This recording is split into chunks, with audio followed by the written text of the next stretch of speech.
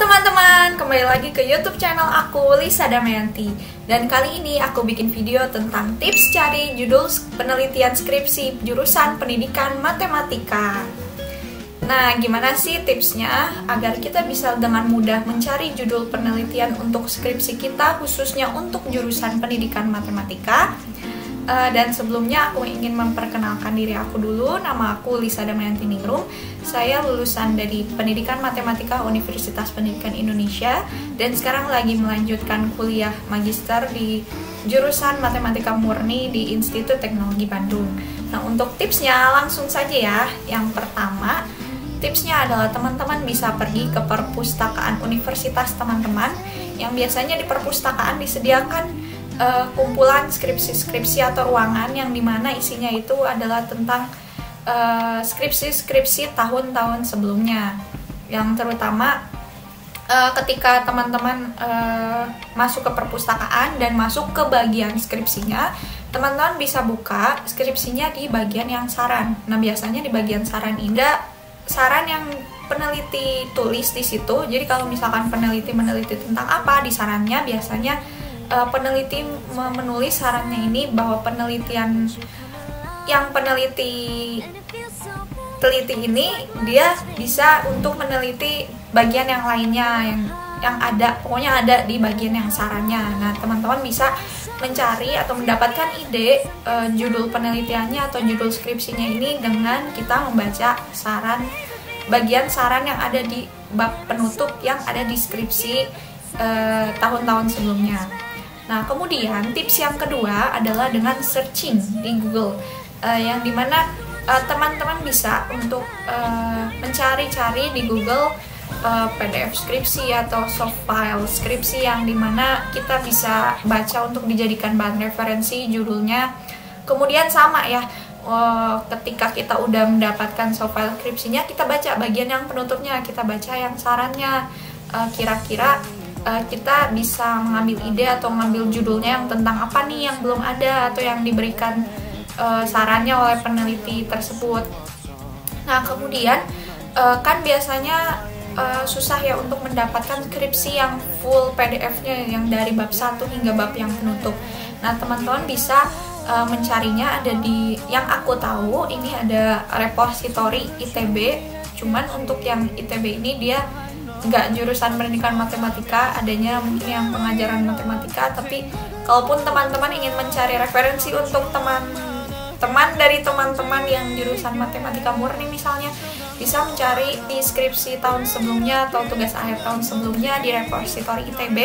Cuman yang terbuka atau yang dibuka full PDF-nya ini dari bab 1 sampai bab penutupnya ini adalah yang skripsi atau TA yang tahun 2013 ke atas. Jadi 2013, 2012 dan sebelumnya itu dibuka. Untuk yang bab 1, dari bab 1 sampai bab penutupnya ini ada disediakan yang tidak dikunci. Cuman untuk yang skripsi yang terbaru itu biasanya nggak ada, biasanya cuma dikasih abstraknya saja. Kemudian untuk yang kedua, teman-teman bisa melihat dari repositori universitas terbuka. Nah, waktu aku mengerjakan skripsi, aku banyak melihat dari skripsi, melihat referensinya ini yang terbukanya ya. Kalau misalkan di Google ini aku banyak melihatnya repositori yang universitas terbuka atau skripsi-skripsi mahasiswa yang berkuliah di universitas terbuka. Nah, teman-teman bisa searching ini repositori universitas terbuka, atau kalau misalkan teman-teman kesulitan untuk mencari si soft file atau si skripsinya yang nggak keluar nih judulnya apa, teman-teman bisa coba ketik judul sembarang, ketiknya analisis kemampuan komunikasi siswa pada materi bangun datar, ditambah di terakhirnya teman-teman tulis universitas terbuka atau repositori universitas terbuka. Jadi teman-teman bisa searching yang ini adalah judulnya, kemudian ditambah dengan kata repositori universitas terbuka, atau teman-teman bisa judul ditambah universitas terbuka. Nah, nanti bakal keluar nih skripsi-skripsi yang dibuat oleh mahasiswa universitas terbuka.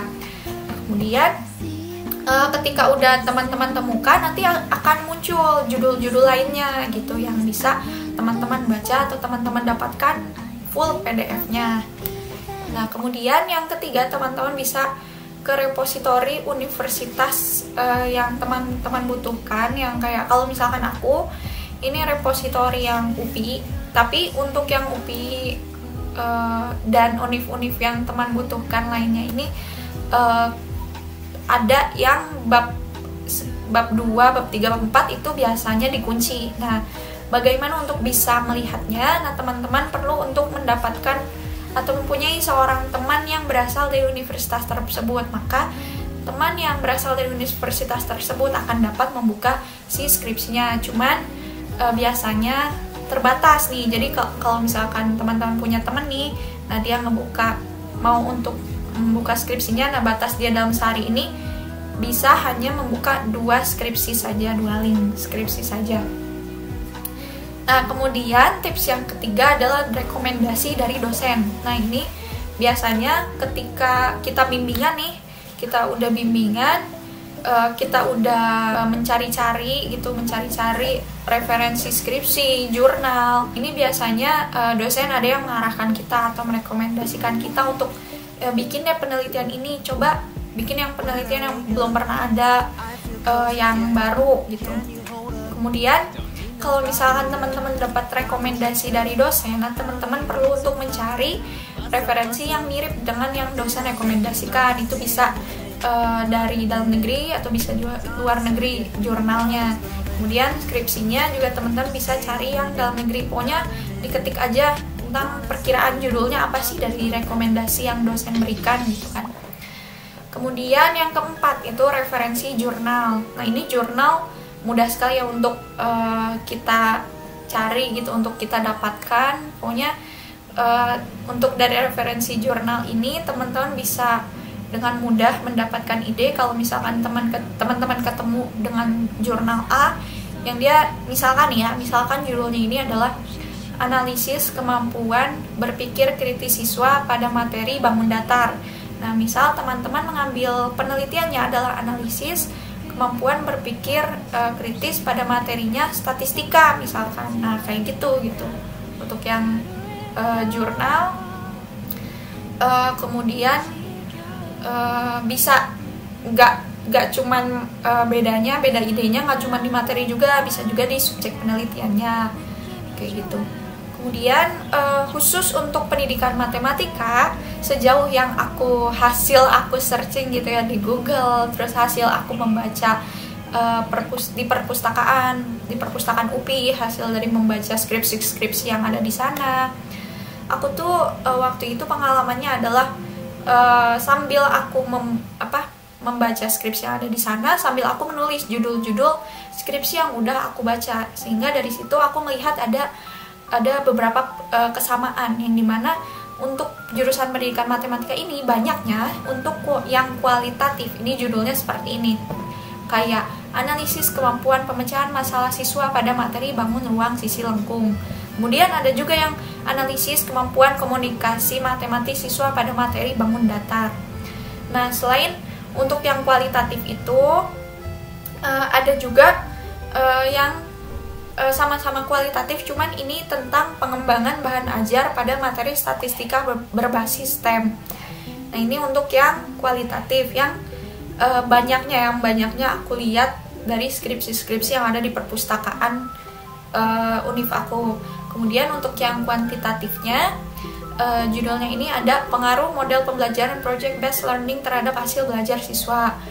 Kemudian ada juga yang pengaruh model pembelajaran kooperatif tipe STAD terhadap hasil belajar siswa dalam pembelajaran siswa kelas 6. Nah, jadi untuk yang kuantitatif itu sama ya, kelihatan sama. Pokoknya rata-rata emang judulnya seperti itu. Yang membedakan adalah model pembelajarannya atau jenjang siswanya atau juga kelas siswanya.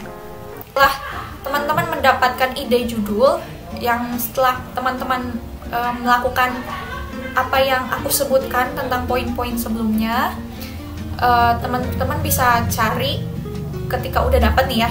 Jadi ketika udah dapat idenya apa, ketika teman-teman udah kayak aku udah terpikir nih perkiraannya ini mau tentang kemampuan berpikir kreatif. Nah, misalkan kemudian teman-teman berpikir aku mau menganalisis, aku mau ngambil penelitiannya kualitatif tentang analisis kemampuan berpikir kreatif pada materi, misalkan materinya ini bangun ruang.